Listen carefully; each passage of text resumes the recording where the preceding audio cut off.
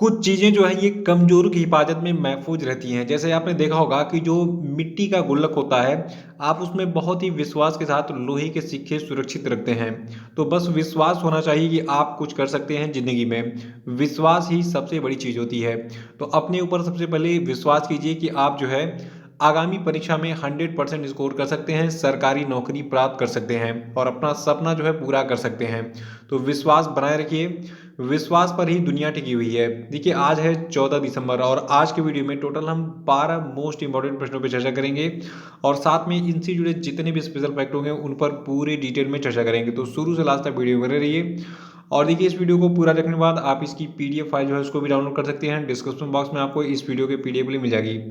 और देखिए मैंने एक नया टेलीग्राम चैनल बनाया है जिसकी लिंक डिस्क्रिप्शन बॉक्स में दी गई है, वहाँ पे क्लिक कीजिए। अब आपको यहीं से सारे पीडीएफ वगैरह मिलेंगे, सारे वीडियोस का लिंक वगैरह जो है आपको इसी टेलीग्राम चैनल से मिलेंगे। उसको ज्वाइन जरूर कर लीजिएगा और जो लोग हैं वो चैनल को सब्सक्राइब करके वीडियो को लाइक और शेयर भी कर देंगे और कमेंट बॉक्स में जरूर बताइएगा कि आपको ये वीडियो कैसा लगा। तो चलिए शुरू करते हैं।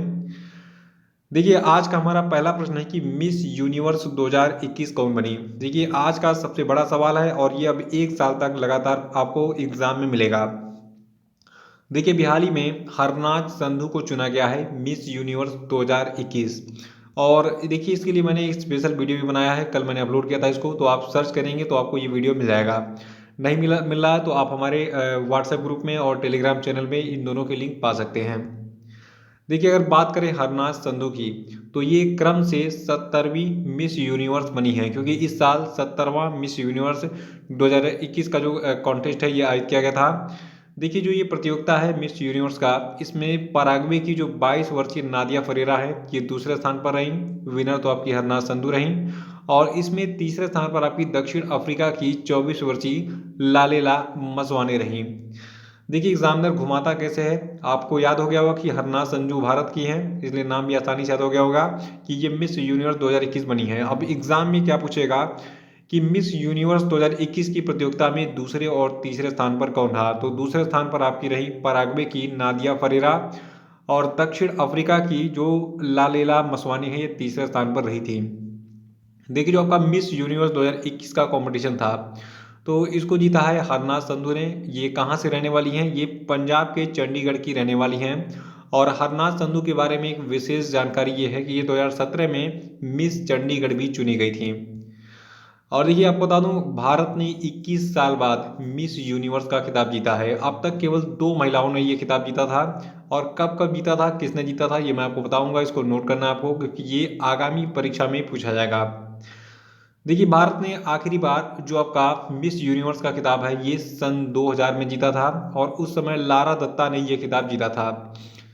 देखिए आप बता दूं जो आपकी सुश्री संधू हैं इनसे पहले केवल 2 भारतीय सुंदरी, जिनमें से आपकी एक है सुष्मिता सेन जिन्होंने 1994 में ये खिताब जीता था और लारा दत्ता ने सन 2000 में।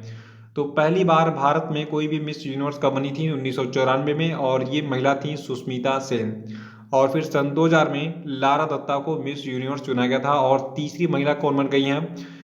और अब हरनाज संधू जो है ये तीसरी ऐसी भारतीय महिला बन गई हैं जिनको मिस यूनिवर्स चुना गया है। इसको याद रखिएगा, 21 साल तक हमें इसका इंतजार करना पड़ा।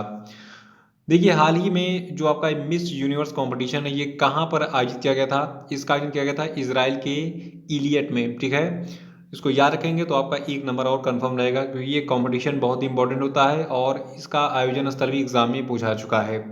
तो ये हो गई 2021 के मिस यूनिवर्स कंपटीशन और विनर की। देखिए कभी कभी पिछले साल का घुमा के एग्जामिनर पूछ लेता है। तो देखिए पिछले साल यानी कि 2020 में जो मैक्सिको की एंड्रिया मेजा हैं इनको मिस यूनिवर्स 2020 चुना गया था। इसको याद कर लीजिएगा। और अगला प्रश्न है कि रामानुजन पुरस्कार 2021 किसको दिया गया।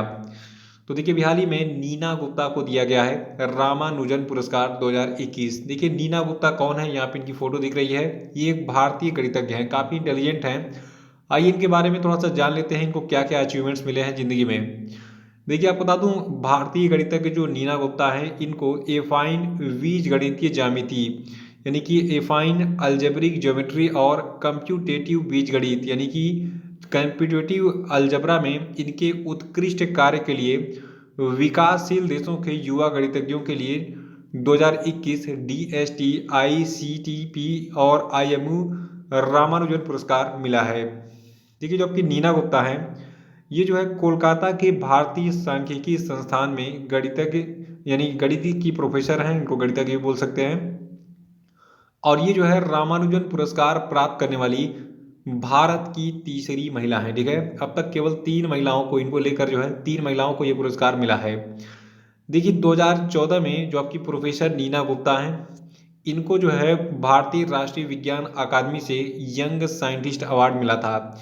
यानी कि इनको 2014 में यंग साइंटिस्ट अवार्ड मिला और 2019 में इनको शांति स्वरूप भटनागर पुरस्कार भी मिला था नीना गुप्ता को। और तीसरा पुरस्कार कम क्या मिला है, रामानुजन पुरस्कार 2021 नीना गुप्ता को। तो इनके बारे में जितनी भी डिटेल्स मैंने दी है, इसको स्क्रीनशॉट लेके इसको नोट कर लीजिएगा आराम से। और अब थोड़ा सा हम बात करेंगे रामानुजन पुरस्कार के बारे में। ये पुरस्कार है क्या? देखिए रामानुजन एक भारतीय गणितज्ञ थे, आप इनके बारे में जानते भी होंगे। देखिए जो भारतीय गणितज्ञ श्रीनिवास रामानुजन हैं, इनके नाम पर यह पुरस्कार पहली बार 2005 में दिया गया था और इसे विज्ञान और प्रौद्योगिकी विभाग यानी कि department of science and technology, Bharat सरकार और अंतर्राष्ट्रीय गणितीय संघ यानी कि इंटरनेशनल मैथमेटिकल यूनियन के साथ संयुक्त रूप से सैद्धांतिक भौतिकी के लिए अब्दुल सलाम इंटरनेशनल सेंटर यानी कि international centre for theoretical physics के द्वारा प्रशासित किया जाता है। तो ये डिटेल्स थी रामानुजन पुरस्कार के बारे में, इसको आप नोट कर सकते हैं अपने नोटबुक में। अगला प्रश्न है कि हाल ही में रक्षा अनुसंधान और विकास संगठन यानी कि defence research and development organisation ने किस स्थान से पिनाका एक्सटेंडेड रेंज 2021 का सफल परीक्षण किया?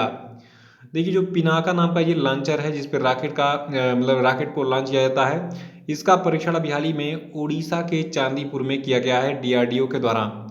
देखिए जो पुराना वाला पिनाका लॉन्चर था, इसकी क्षमता 40 किलोमीटर थी, लेकिन अब जो है इसका परीक्षण किया गया है, इसकी क्षमता लगभग 60 किलोमीटर है। अभी इसकी एग्जैक्ट वॉल्यूम नहीं पता चली है, इसकी क्षमता कितनी है। ठीक है, तो इसका जो है एक्सटेंडेड वर्जन जो है इसका अभी हाल ही में पिनाका का, जिसका परीक्षण किया गया कहाँ पे, उड़ीसा के चांदीपुर में। ठीक है, देखिए परीक्षण के दौरान कई रेंज में Pinaka multi barrel rocket launcher से कुल 25 उन्नत पिनाका रॉकेट दागे गए और पिनाका ER पिछले संस्करण का जो उन्नत संस्करण है, ये पिछले 1 दशक से सेना के साथ सेवा में काम कर रहा है।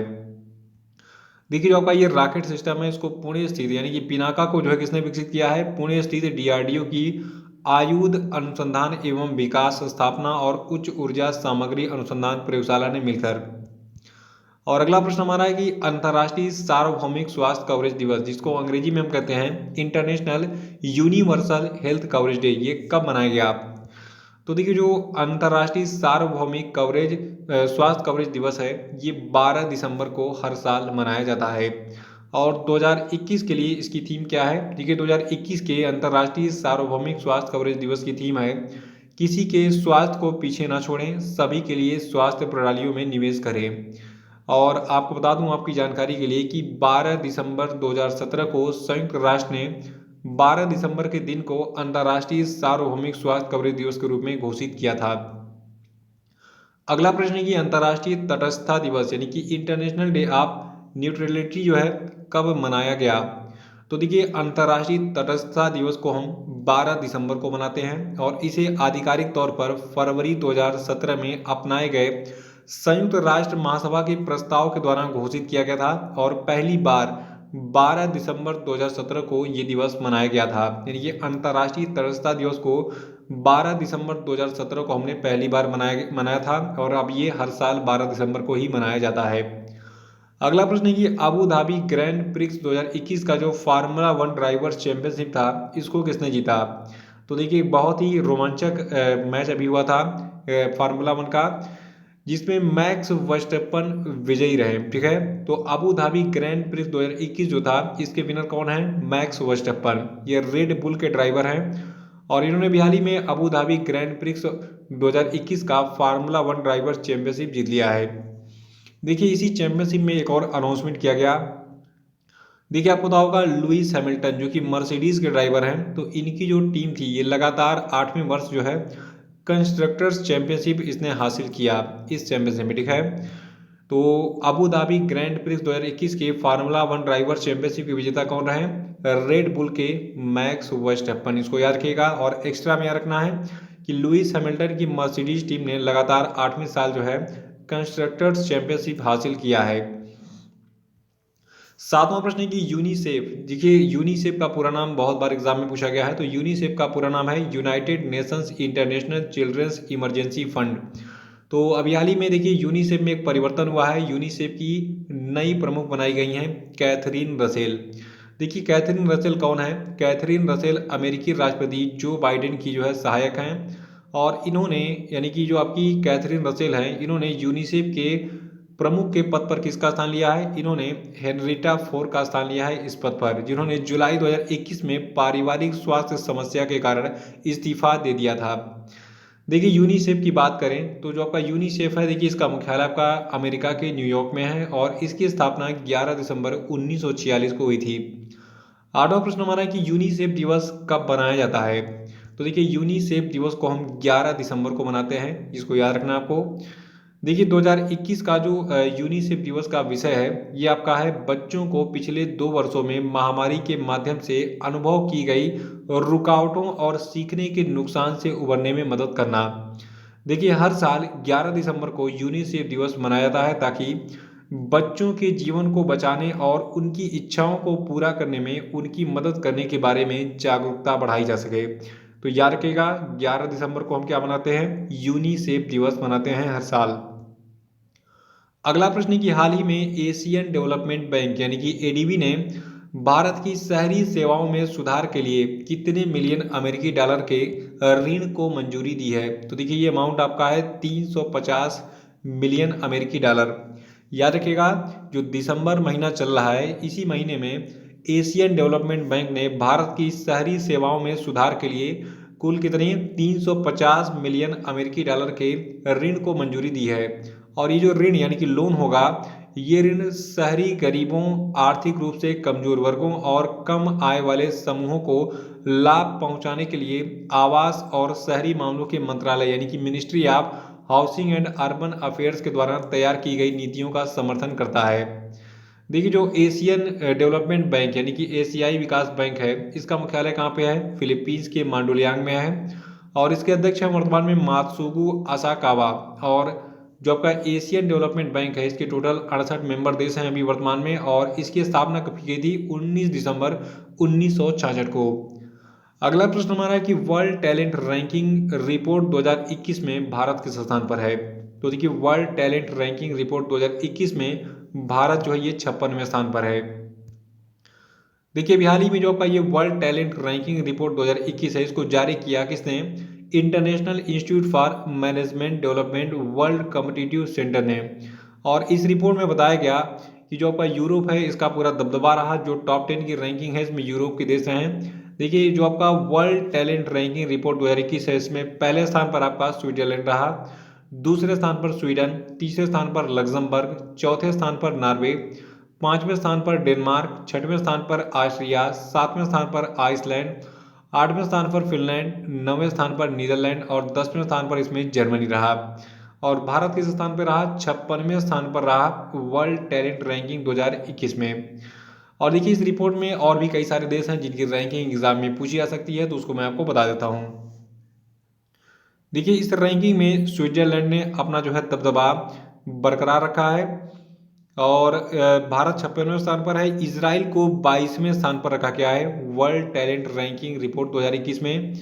और इस रैंकिंग में अरब जगत में यूएई यानी कि अरब कंट्रीज़ की बात करें तो अरेबियन कंट्रीज़ में यूनाइटेड अरब अमीरात जो है, इसने अपना शीर्ष स्थान बरकरार रखा है। और ग्लोबल रैंकिंग यूएई की कितनी है? 23वीं है। ताइवान को एशिया में तीसरे स्थान पर रखा गया है। हांगकांग 11वें स्थान पर है। सिंगापुर 12वें स्थान पर है।